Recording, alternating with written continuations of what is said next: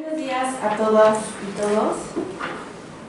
Sean bienvenidos a las jornadas académicas de Historia, México 68, a 50 años del movimiento. El día de hoy nos acompaña en el presidium el doctor Ricardo Pozas Orcasitas con la ponencia 1968, la llegada de una década. El doctor Ricardo Pozas Orcasitas es doctor en estudios latinoamericanos por la UNAM, doctor en Sociología Política por la Escuela de Altos Estudios de París. Actualmente se desempeña como investigador titularse de tiempo completo del Instituto de Investigaciones Sociales de la UNAM. Fue director de dicho instituto durante el periodo de 1989 a 1997.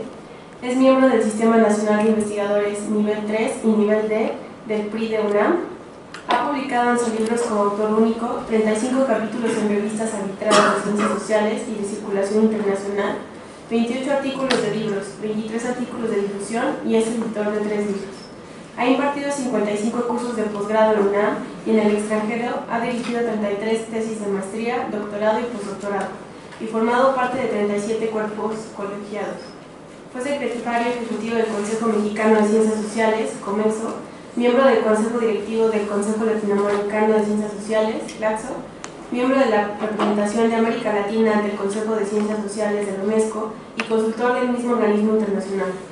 Fue miembro de la Junta de Gobierno del Colegio de México, fue director de la Revista Mexicana de Sociología, fue evaluador del desempeño académico del Centro de Estudios Latinoamericanos de la Universidad de California en Estados Unidos, 1997, y de proyectos para la beca John Simon Guggenheim Memorial Foundation.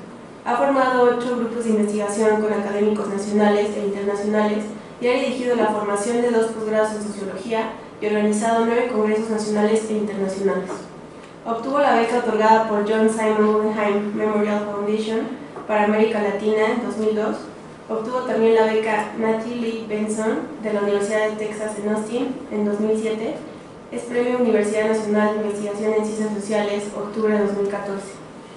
En 1994 y 1996 fue consejero ciudadano del Consejo General del Instituto Federal Electoral, miembro del Comité Técnico de Naciones Unidas para la Evaluación de la Observación Electoral en las Elecciones en México, miembro fundador del Capítulo México de Transparencia Internacional. Ha impartido numerosas conferencias nacionales e internacionales, así como programas de radio y televisión. Los dejo con el doctor Ricardo Pozas.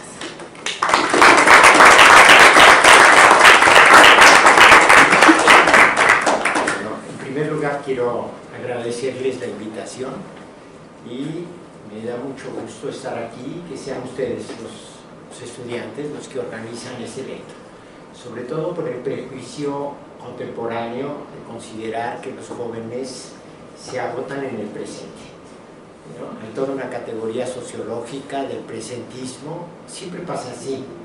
Si algo le mueve el piso a los conservadores es que haya jóvenes, aunque ellos los producen. Entonces, es muy importante, y sobre todo porque también hay otro prejuicio, y es que a los jóvenes no les interesa la historia. Hay una gran mentira que dice que el que no sabe la historia está condenado a repetirla. La historia nunca se repite. La sociedad no es la misma nunca. Lo que sí hay son tradiciones políticas y culturales en los países y en las relaciones internacionales. Dicho esto, voy a hacerles la década de los 60 es una gran década, ¿no? Es una década que es un punto de inflexión, es más o menos como es la década presente, es decir, en donde todo lo que aparentemente es actual, de alguna manera está produciendo lo viejo, pero llegará ya el tiempo en que uno pueda ver cómo permanece aquello que uno creyó borrado y cómo las tradiciones y las formas del pasado se filtran en el presente, ¿no? Y cómo las generaciones más jóvenes también tienen mañas, por ejemplo, en el ejercicio del poder, como lo podemos ver ahora, ¿no? Sí, el problema del tiempo es algo que es muy importante y que uno tiene que tener siempre presente. Lo primero que voy a leerles son como 40 minutos y se los voy a presentar acá y después discutimos un poquito. En la década de los 60, lo primero que hice es plantearme el problema del tiempo en la historia y en la sociología. No hago sociología de la historia. El primer problema que se plantea es que una década no son 10 años. Un periodo de tiempo es una construcción, ¿no?, analítica. La década de los 60 es un periodo histórico construida como unidad temporal marcada por eventos sociales o económicos que delimitan un principio y un fin. Eventos que simbolizan referentes colectivos en las cortes demográficas, la generación de la Segunda Guerra Mundial, la generación del 68, la generación, y los imaginarios colectivos. Es decir, el presente se imagina el pasado y le ascribe al pasado, como a las décadas de los referentes comunes para incluso construir su propia identidad. Hablas como sesentero, papá, ¿no? Entonces, esos son referentes culturales cotidianos. Los eventos expresan cambios en la organización social y económica de la entidad espacio-temporal analizada o referida, entramado de sociedad internacional, Estado nacional, sistema político de partidos, la nación, los grupos de interés, las comunidades y finalmente los movimientos sociales, que son el punto de inflexión, como lo vamos a ver al final del ciclo. Los 60 son el quiebre del siglo XX. Es la década de muy intensos cambios en lo que Eric Hobsbawm caracterizó como el siglo corto. Para Eric Hobsbawm el siglo XX es un siglo de 77 años que empieza en 1914 y termina en 1991, entre el comienzo de la Primera Guerra Mundial y el colapso de la Unión Soviética. En México, la década... una interrupción. Voy a tratar de ir de lo internacional a lo nacional, ¿no? Es decir, para que nos demos cuenta, para que rompamos aquello que durante muchos años construyó una verdadera cortina, algo así, cultural, un muro que estaba construido y edificado por el nacionalismo, la democracia a la mexicana, etc., ¿no? Es decir, siempre hay una tentación de cerrar las identidades, y las identidades pues casi nunca son cerradas y mucho menos ahora. En México, la década de los 60 se inicia a finales de los años 50 con los movimientos de trabajadores del Estado de 1958. Son 4 movimientos: maestros, telegrafistas, petroleros y ferrocarrileros. Y con ellos, con esos movimientos, termina políticamente y termina la década en 1968. O sea, la década empieza más o menos 58 con una serie de movimientos que son los movimientos del pasado, y el 68 que culmina en ese momento con los movimientos del presente. Y vamos a ver por qué en términos de la estructura y la organización social. Los 60 están insertos en 5 macroprocesos, pero tienen un elemento común a lo largo del tiempo y en sus distintas manifestaciones. Es la década de la lucha por la libertad. Es decir, todo lo que hay de sustrato y de sustancia es una necesidad de libertad. Estos macroprocesos son la Guerra Fría, las 3 décadas gloriosas del capitalismo, el surgimiento del tercer mundo, la transición demográfica y la nueva cultura, llamada en ese momento la contracultura y la contestación como debate. La Guerra Fría, hay una frase de un personaje central, politólogo francés, que decía: la paz es imposible y la guerra es improbable. Él era Raymond Aron, que es un gran escritor, un gran politólogo, y que tiene trabajos muy importantes sobre la caracterización el periodo de los 60, 70 y 80. Y era casi el enemigo personal, decía Paul Sartre, ¿no? Paul Sartre no veía, no vio el totalitarismo, vio la revolución comunista. La bomba atómica, la Guerra Fría está dada por la bomba atómica, es un elemento. Hannah Arendt afirma que el mundo moderno en el que hoy día vivimos nació de las primeras explosiones atómicas en Hiroshima y en Nagasaki, que fueron el 6 y el 9 de agosto de 45. Hubo 246.000 muertos y como ciento y tantos mil heridos, y 30 o 20 años después la gente seguía teniendo cáncer. Si las enfermedades típicas de estas dos ciudades eran el cáncer producido por la bomba atómica. La existencia del duopolio atómico, o sea, de las dos metrópolis atómicas, como los dos centros de poder militar mundial. El arsenal que llegaron a tener en 1962 los Estados Unidos, 27.000 ojivas nucleares, y la URSS entre 3.000 y 7.000. La información es muy difícil de saber en la Unión. En total, 37.000 ojivas militares. Alguien afirma que con el 5% hubiera sido suficiente para eliminar a la población del mundo. Ahora, ¿qué es lo que hay detrás? Hay un poder militar, una industria militar, en donde se expresa la etapa de la Guerra Fría como la consolidación del cuerpo político. La confrontación en las metrópolis era imposible porque era una guerra nuclear, no había ni vencedor ni vencido, se da en las fronteras de las metrópolis. Y empieza con la guerra de Corea, sigue con la guerra de Vietnam, y a lo largo de la década es los israelitas y los árabes, África, Angola y los movimientos de liberación en África. Podemos caracterizar a la Guerra Fría, que es el entorno internacional de la década de los 60, como el equilibrio del terror.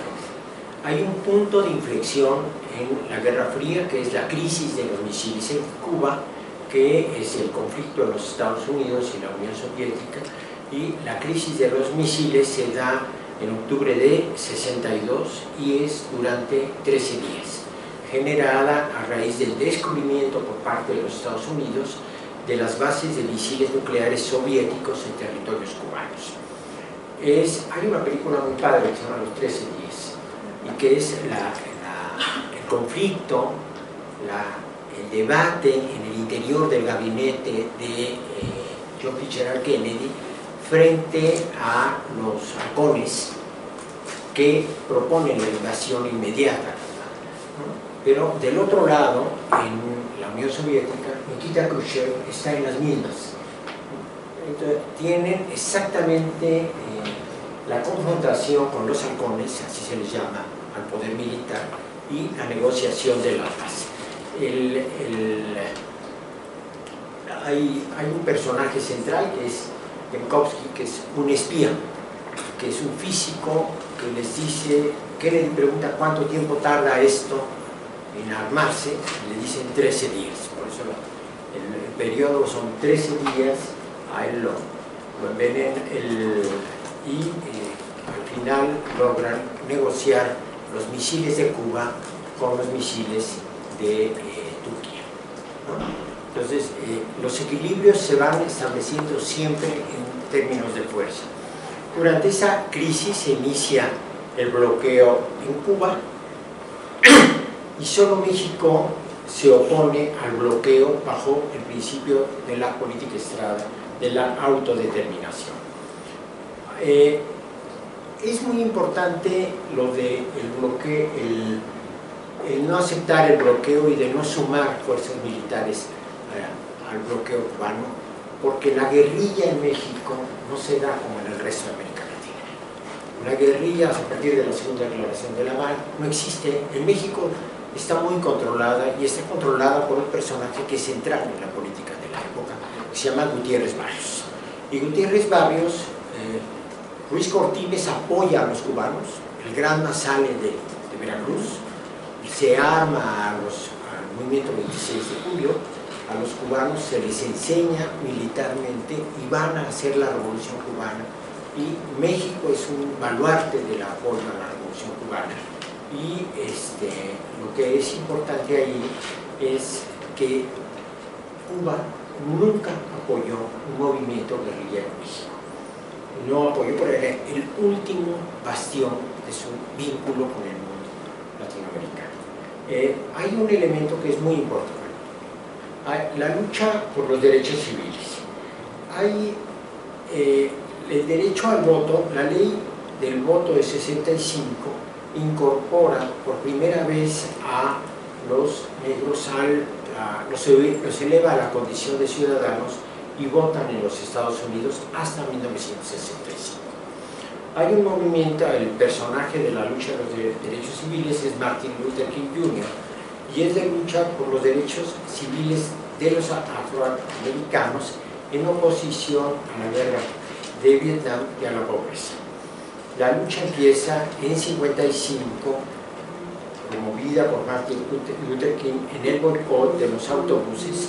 Ahí hay un personaje femenino que se llama Rosa Parks, que se niega a irse atrás y a ceder su asiento en el camión, y se vuelve la discriminación.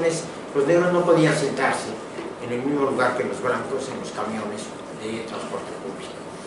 La marcha sobre Washington, que es una marcha muy importante, porque es la marcha por primera vez, se enfrentan de manera masiva, y allí Luther King pronuncia ese discurso que fue muy famoso. A Luther King lo matan en 68. La guerra de Vietnam. Cada periodo de la historia tiene guerras paradigmáticas. La guerra es una constante en la historia, y cuando las guerras definen conductas colectivas y conductas y posiciones ideológicas. En la década de los 60, la guerra de Vietnam es una confrontación paradigmática, y es el conflicto en las fronteras de los dos bloques. Es quizás después de la guerra de Corea, que fue el primer episodio de la Guerra Fría.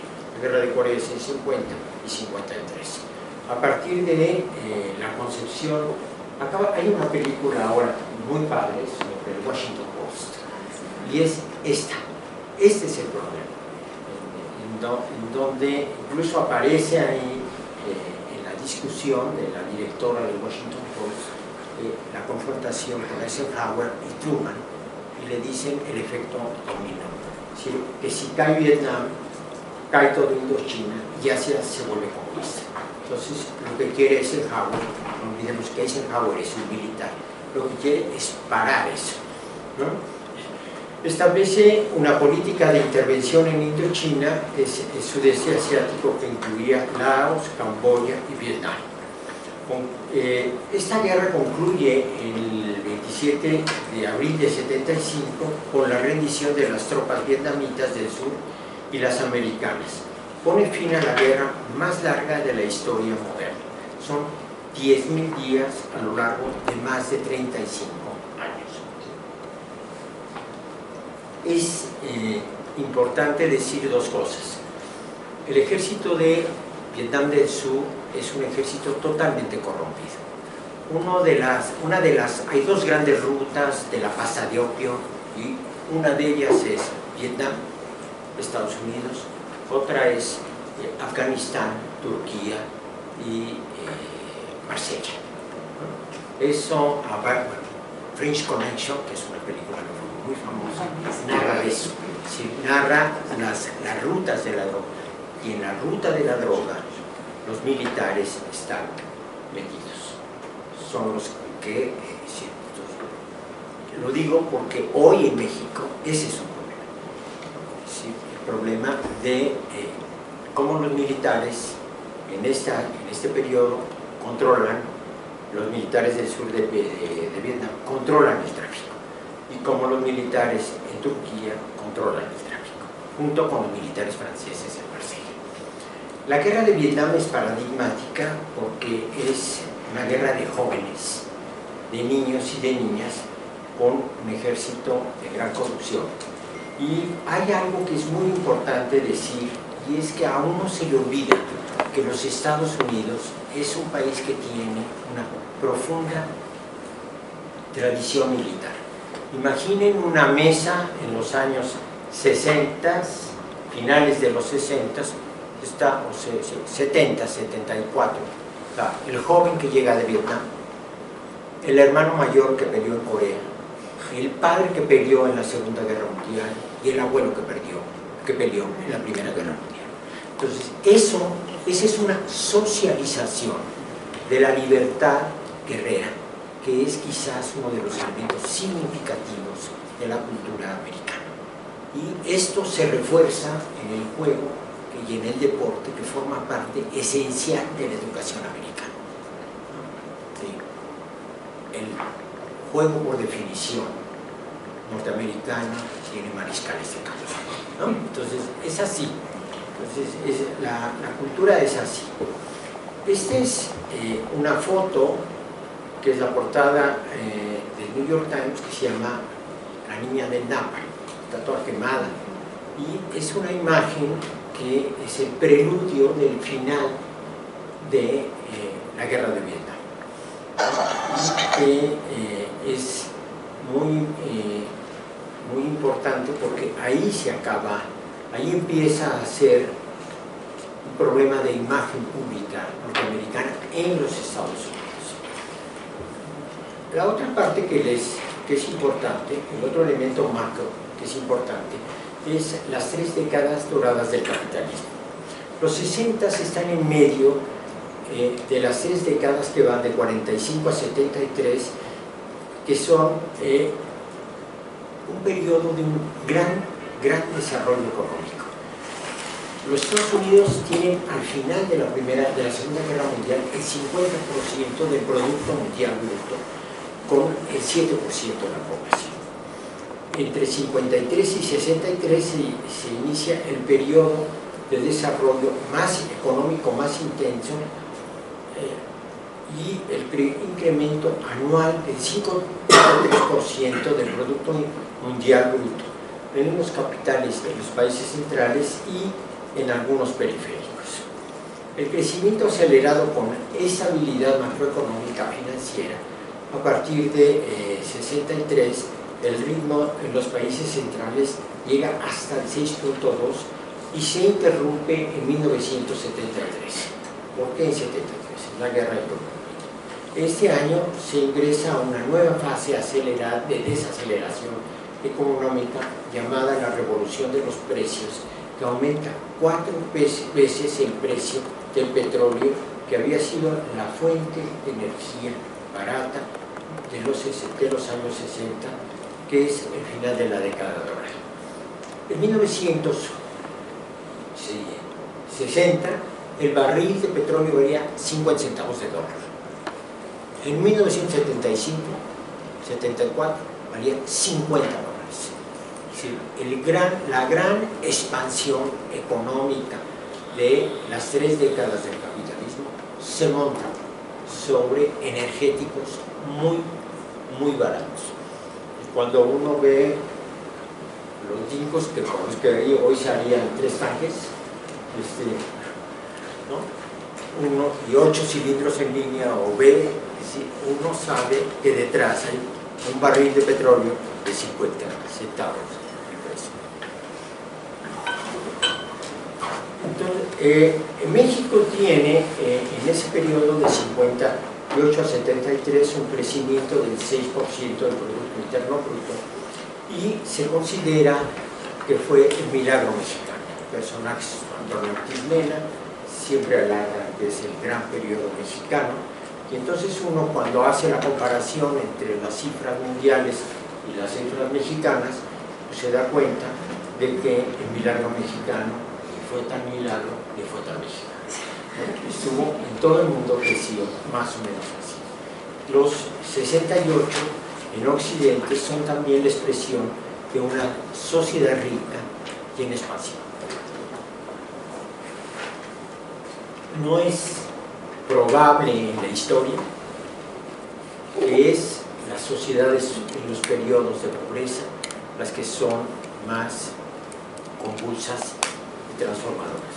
La salida del crack de 29 produjo en el mundo una gran expansión de organizaciones sociales.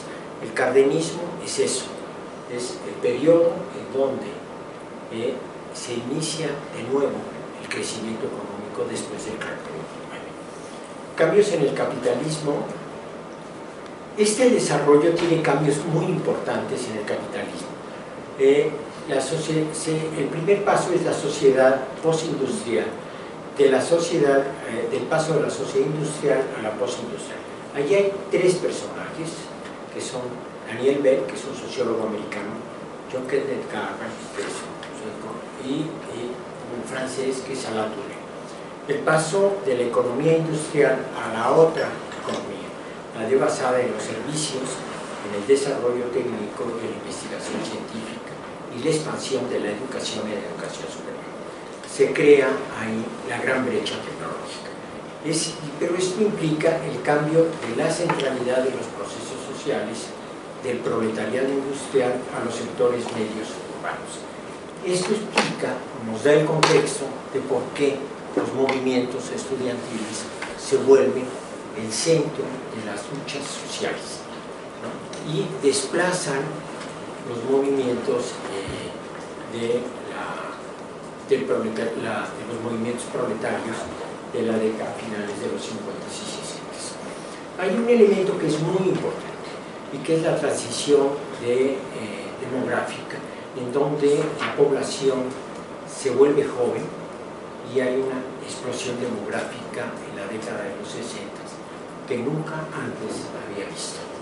La producción del desarrollo, el producto del desarrollo y del welfare state, del Estado social, la inversión en la infraestructura de salud, la educación, tuvo efectos en el crecimiento de la población, disminuyendo el número de muertes infantiles, aumentando el promedio de la vida, la disminución de las enfermedades gastrointestinales. La transición demográfica es la explosión demográfica. En 1960 había 3.030 millones, en 1970 había casi 3.657 millones más de población. La población en México está ligada a la expansión urbano-industrial iniciada durante el periodo alemanista. Pues se vuelven los tres principales focos urbanos más importantes del país, que son la zona metropolitana del Distrito Federal, Guadalajara y Monterrey. Y eso concentra capital, medios de comunicación, información, educación superior.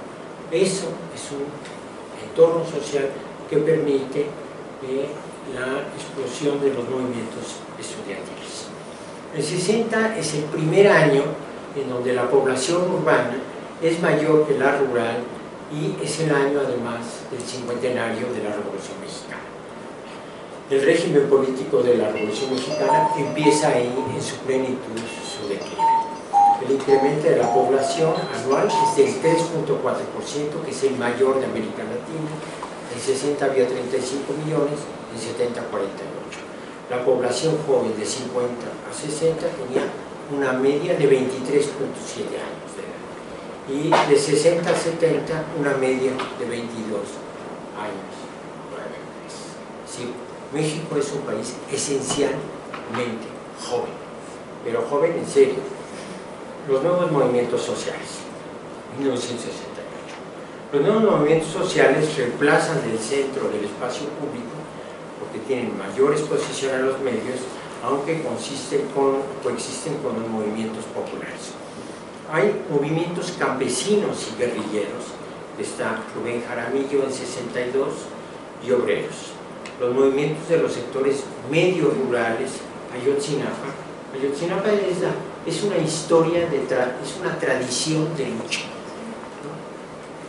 Hasta hoy es Ayotzinapa y somos 43, pero de Ayotzinapa salen tres de los grandes líderes guerrilleros del campo en este país, que son Lucio Cabañas, Genaro Vázquez y Otón Salazar. Y estos tres gentes son profesores rurales, son clases medias rurales que organizan movimientos guerrilleros. Y hay otro profesor rural y líder sindical que inicia un movimiento de asalto al cuartel Madera el 23 de septiembre de 65. De ahí el nombre de la Liga 23 de septiembre, en honor a este movimiento, y crean el Grupo Popular Guerrillero. La Ciudad de México pasó de 5 millones a casi 9 millones, lo que marca la tendencia modernizadora frente a las culturas tradicionales. El antecedente del movimiento del 68 es el movimiento médico, que es el primer movimiento universitario vinculado a los sectores médicos.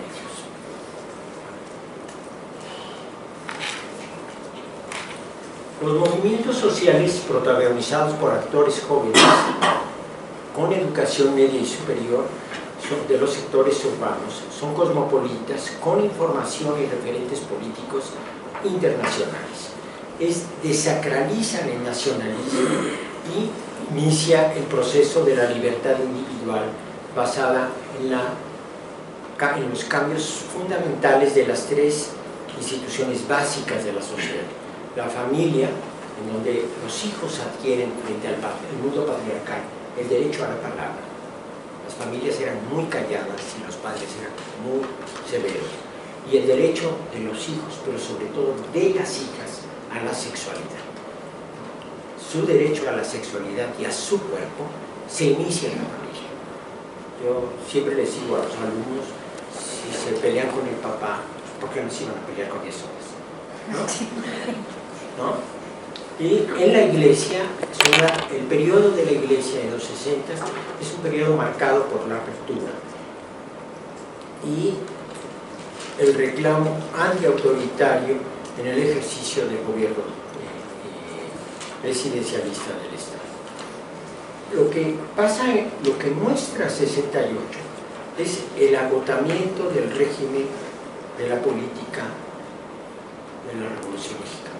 Es decir, cuando un régimen político recurre a la represión en lugar de a la construcción de consensos y a las formas más o menos racionales de dominación, si para seguir en el gobierno se precisa matar a los gobernados, ya no hay gobierno, metafóricamente hablando, ¿no? Si en el extremo es la salida al conflicto fue Tlatelolco, hay paralelamente una derrota de la capacidad de crear consenso en la revolución.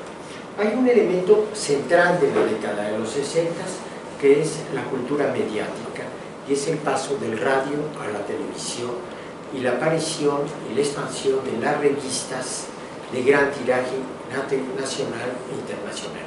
Un hecho importantísimo ahí es que hay revistas como la revista Live, que es el fotoperiodismo, que empieza a aparecer en muchísimas, simultáneamente en muchas partes del mundo, como la revista de modas Vogue, ¿no? Entonces, hay una información común a todos los países y que le da, empieza a las revistas, y las revistas femeninas son muy importantes en la difusión de la nueva cultura femenina. Quizás el mayor personaje de la década de los 60 es Marshall McLuhan, que planteó el término de aldea global y que planteó el problema de medios y mensajes, que yo creo que hoy podría ser una muy buena propuesta en relación a los dispositivos informáticos. Es decir, hay una manera de informar y hay una manera de construir el discurso y la representación del mundo, en donde el medio, de alguna forma y de manera muy clara, es el nuevo mensaje y la nueva construcción. La cultura mediática de masas y la contra. A mediados de los 50 aparece en el ámbito de la cultura mediática de masas los primeros signos de la nueva rebeldía juvenil, que cubrirían crecientemente en la segunda mitad de los años 50 hasta final de los años 60. En 1900, el 27 de octubre de 55, se estrena una película que fue central, se llama Rebelde sin causa, que protagoniza James Dean, de 24 años, y que le da nombre a toda una subcultura juvenil. Los chavos eran rebeldes sin causa, ¿no? Y después, en 61, se reedita El amor, que es un elemento central de la vida joven, y se hace una construcción de la clásica comedia shakespeariana de Romeo y Julieta. Aparece en West Side Story. Y la revolución de la contracultura en el cambio de la actitud social frente a la sexualidad en la mitad de las décadas de los 50 arranca de la nueva música, que es el rock and roll, y su primer ícono es Elvis Presley. Y ahí se rompe. Piensen que las bandas son 5 chavos tocando rock. Y piensen atrás, ¿qué era lo que funcionaba en los 40 norteamericanos? Pues, las grandes orquestas, ¿no? Y las bandas son aquello que toca rock o se pelea en la calle y se mata, West Side Story, ¿no? O sea, la banda designa simultáneamente los dos términos, ¿no? Hay otro elemento que es central, es la revolución sexual. La revolución sexual, pues, el 23 de junio de 60 se comercializa la píldora anticonceptiva y se vende de manera libre en el mercado, después de haber sido ensayada durante 4 años con mexicanas y puertorriqueñas, ¿no? Ya las venden a las americanas. El cuerpo femenino se despoja de todo lo que oculta.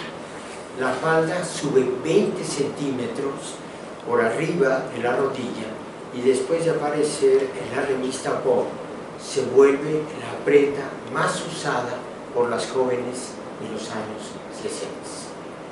La libertad sexual tiene su expresión en el manejo público del cuerpo. La minifalda tuvo como correspondiente el bikini, el traje de 2 piezas, antes en las primeras. Y en 1960 aparece la segunda ola del feminismo, que después de tener las conquistas básicas de las mujeres, como es el voto, las sufragistas, se vuelve una lucha por la igualdad sexual, la familia, la pareja en donde ambos tienen iguales obligaciones, iguales derechos, el derecho a la reproducción, quiero o no quiero tener hijos. Eso antes de la píldora era impensable, y los derechos constitucionales. La revolución sexual, la actitud en el manejo de la sexualidad como parte integrante de la contracultura y el inicio de los valores sociales fue contra una lucha moral, fue una lucha también importante por el reconocimiento de la homosexualidad. Hoy se muestra una manifestación abierta por el respeto de los heterosexuales a los homosexuales. Eso, hay un evento que es central, que es en julio de 69, en la redada de la policía al bar gay, y a partir de 70 se conmemora en esa misma fecha el Día de la diversidad sexual. Otro elemento que es muy importante es la droga en los 60. Los jóvenes servidos de la contracultura buscan la expansión de la sensorial, que está ligada a la droga, dada por el consumo de estimulantes, lo que se llamó en su época la psicodelia. La droga masiva fue la marihuana, y la droga psicodélica semisintética fue el LSD. Sus efectos fueron conocidos como viajes y producen estragos alterados de conciencia muy parecidos a la psicosis. El consumo de drogas se acompañó con la experimentación sonora, la música, y llega al límite en la música rock de Sargento Pimienta, del grupo más famoso de la década de los 60, que son la banda británica, los Beatles. los movimientos estudiantiles de 68, es las sociedades, en las sociedades postindustriales, todo esto lo cohesiona la política, ¿sí? La psicodelia, todo esto que es la diversidad de los 60 llega a tener sentido en la política que aparece como movimientos sociales. Los movimientos sociales en las sociedades postindustriales tuvieron lugar en Estados Unidos, en Francia, en Alemania, en Italia y en España, en Asia, en Japón, en América Latina, en Argentina, Bolivia, Brasil, Perú, Uruguay y México, y en Medio Oriente, en Turquía. El paralelo a esto y contra la reafirmación del totalitarismo es la revolución cultural china. El elemento constante de estos movimientos estudiantiles en la parte del mundo fue el antibelicismo, el anti-intervencionismo americano, que se expresa fundamentalmente en contra de la guerra de Vietnam, y en América Latina en contra de las causas ideológicas de la movilización antiimperialista y bloqueadora. Los movimientos estudiantiles de 68 son el punto de llegada de más de una década de cambios sociales particulares que van configurando las nuevas formas de cultura y de política a través de la contestación y la crítica, las protestas, las acciones colectivas y los triunfos particulares de los jóvenes en ámbitos específicos de la vida social.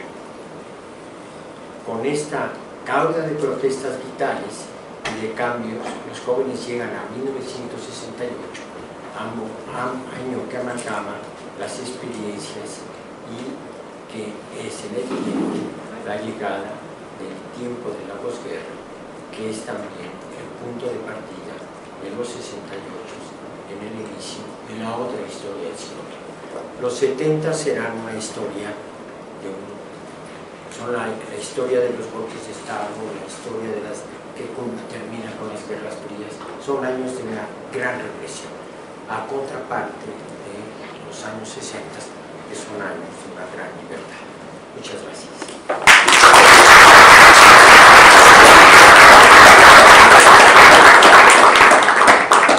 Gracias, doctor Posas. El público asistente, si quiere generar un estilo de conversatorio, preguntas al doctor, comentarios, sugerencias, es libre de hacerlo. Buenos días a todos, pero quiero felicitar al doctor, se me hizo magnífica la exposición, pero tampoco me gusta solo halagar por halagar. Creo que la exposición tiene que ver mucho con la escuela con la que yo aprendí y creo que está planteada. Comparto lo que él dice. Yo estudié en la ENA y en la ENA, esta escuela del marxismo británico es la base del planteamiento metodológico. Solo que tengo un montón de problemas, ¿no? para luego explicarnos 68. Se los digo porque nomás les voy a poner un ejemplo rápido. Un compañero nuestro estaba haciendo su tesis sobre el 68, en particular sobre el Politécnico, y su tesis era de que en el Politécnico nunca hubo armas al momento de la confrontación del lado de la parte estudiantil, ¿no? Y el problema para mí se volvió ético, ¿no? Porque digo, pues qué producto que puedas demostrar eso, ¿sí? Porque evidentemente, Raúl Álvarez, que es uno de los máximos dirigentes del CNH, en su texto La Estela de Tlatelolco dice que el movimiento era un movimiento eminentemente social y pacífico, ¿sí? Pero también reconoce que no pueden descalificar a quienes a la hora de defender su escuela tuvieron que recurrir a la violencia, ¿no? Lo digo porque evidentemente sí hubo armas y yo como me reencanta el chisme también, entonces fui a ver a algunos compañeros míos y como yo sé que este compañero estaba haciendo su tesis, había estado en pre-vocacional 4 en 68, pues fui con otro compañero delegado de la escuela y le digo, oye Puyo, que no había armas. Dice, ¿cómo no va a haber armas? Dice, si no hubiéramos salido. O sea, los politécnicos, el gobierno nos trataba a balazos, o sea, no había manera de enfrentar, no había manera de enfrentar esa situación, ¿no? ¿Cómo se repele armas? Pues no hay otra, ¿no? Dice, nada más te voy a poner un ejemplo, ¿no? Y aprovecho porque el camarada ya falleció, dice, Guillermo González Guardado, dice, para poder retirarnos del casco en el momento en que el ejército tiene que tomar, va a tomar el casco de Santo Tomás, y se tuvo que, traía una ametralladora y bajó un transformador para que se fuera la luz, ¿no? Y pudiéramos organizarnos para salir hacia Tlatilco, ¿no?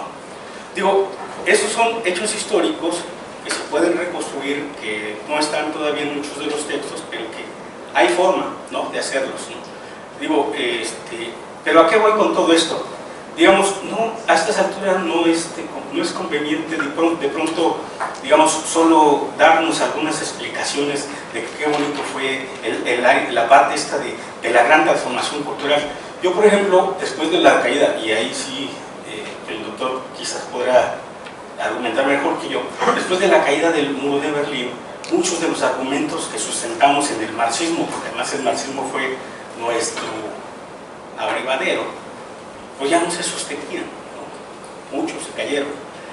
Y entonces yo en lo personal, de pronto empecé a buscar en ese ambiente cómo explicarme muchas cosas que sucedieron, ¿no? De entrada, por ejemplo, descubrí a Wallerstein, ¿no?, que es, digamos, es el ideólogo principal de los zapatistas, ¿no? Y de pronto Wallerstein hace un corte distinto al que hacían la escuela británica, y él dice que el gran cambio histórico es entre el 48, de 1848 a 1968, ¿sí?, para poder explicar toda esta transformación de los movimientos sociales, ¿sí? Y bueno, eso da mejores elementos. Sin embargo, él parte de otro planteamiento, del planteamiento de la escuela de Fernand Braudel, donde Braudel dice que el 68 es equiparable culturalmente al Renacimiento o a otras grandes expresiones culturales de la humanidad, ¿sí? Entonces, de pronto, el 68 pues no es fácil comprenderlo, y más, como decía el doctor, reconocer que jóvenes estén inquietos en este proceso, pues es para meternos de lleno, ¿no? A mí me gustaría que pudiéramos, ustedes jóvenes, estas instituciones, de pronto sí nos pudiera meter en esta posibilidad de revisión metodológica, pero además de revisión historiográfica, ¿sí?, que nos permita pegarle bien a este asunto de 68, porque sí es un parteaguas, ¿no? Es un parteaguas trascendental, ¿no? Y creo que esta primera ponencia que nos abría el contexto nos impone, ¿sí?, que llevemos esta discusión pues, a la profundidad que se merece, ¿sí? Todavía sobreviven muchos actores, todavía podemos explicarnos muchos, aprovechar que estamos todavía en momentos, yo no criticaría nada de lo que planteó el doctor, más bien lo que me interesa es que pudiéramos ejercitar, ¿no? Y ese es un reto, ¿no? Que los planteo a ustedes como jóvenes, porque cuando yo era joven nunca nadie me permitió esas cosas, pero yo creo que ustedes sí, o sea, están viviendo un momento donde todo se cuestiona y donde no hay que sujetarse a ciertos parámetros, ¿no? Les agradezco y gracias. Fría, o sea, además de la situación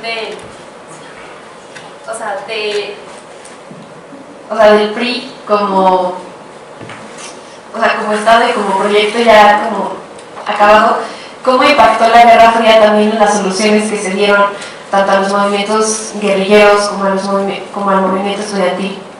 Hago alusión a la intervención del compañero y luego le planteo lo que pienso sobre el tema. Bueno, en los dos casos es lo que pienso. Bueno, el problema uno de los problemas centrales en la historia es la historiografía, porque cada evento nuevo en la historia rehace los términos del pasado. y reproduce esos cambios y esos términos en la reescritura del pasado. Entonces, rehacer el pasado es parte de estar ejerciendo la reflexión del presente. Y en el caso del 68 es muy importante porque en el caso, por ejemplo, no solamente en el caso mexicano, en casi todos los lugares donde hubo movimientos importantes en 68, lo que viene del 68 es o una parte de la guerra sucia en América Latina o una parte de la incorporación y la construcción de los miembros del 68 en un nuevo establishment, ¿no? Y ellos produjeron textos, hicieron una reseña de la historia, construyeron nuevas formas de poder, y lo que también es cierto es que muchos de los regímenes políticos, como sucedió en el caso de México, se abrieron.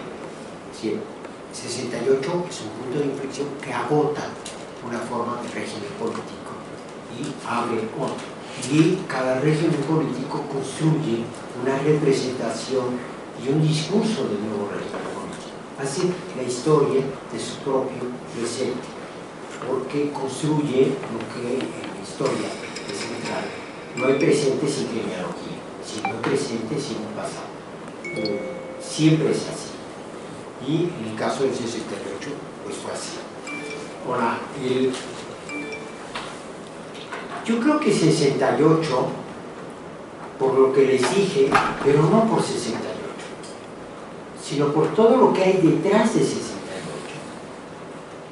cambió de manera significativa el régimen, agotó el régimen político de partido hegemónico, de presidencialismo central, hegemónico, vertical, de autoritarismo, de articulación de las formas de representación laboral y social a partir de organizaciones corporativas articuladas al partido dominante y la capacidad de bloquear a nosotros la organización independiente.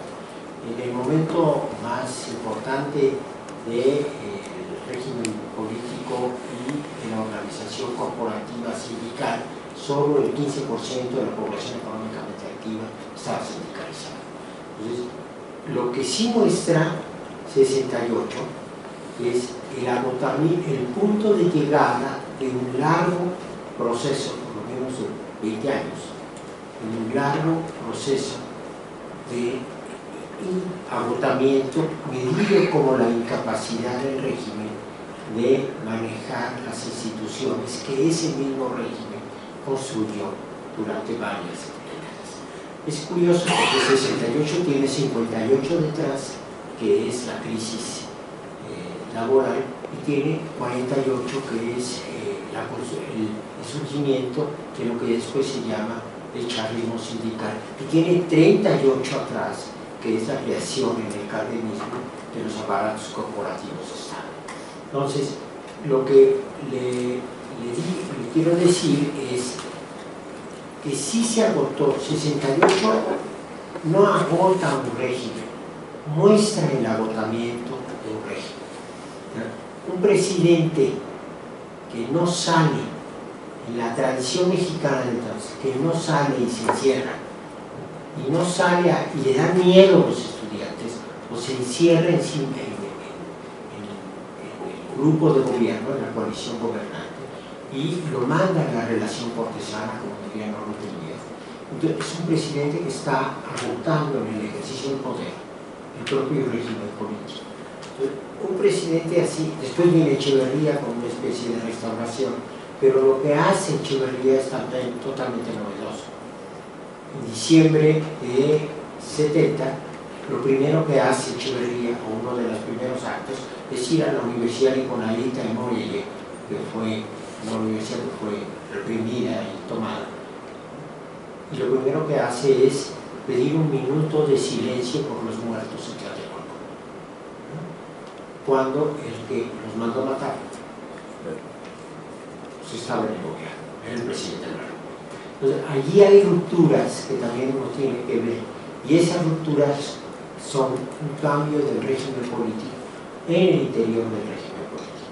Ahora, la Guerra Fría es un elemento importante porque la guerrilla desde las Brigadas Rojas en Italia, desde los grupos alemanes, pues bueno, ¿no?, hasta los Black Panthers en los Estados Unidos, toman las armas, pero los Black Panthers es una historia, toman las armas frente a los policías. Sí, hay en el interior de los 60 hay un tipo de movimiento que tiene que ver con las luchas armadas y que es también el entorno y tiene que ver con la Guerra Fría. La Guerra Fría y los conflictos entre los movimientos sociales y los movimientos guerrilleros frente al poder, en un entorno en donde los jóvenes están muy influidos por la guerra de Vietnam, donde finalmente los que ganan son la guerrilla del Vietcong. Entonces sí es algo que se expande como cultura y como salida a los problemas sociales. Muchas gracias. Gracias.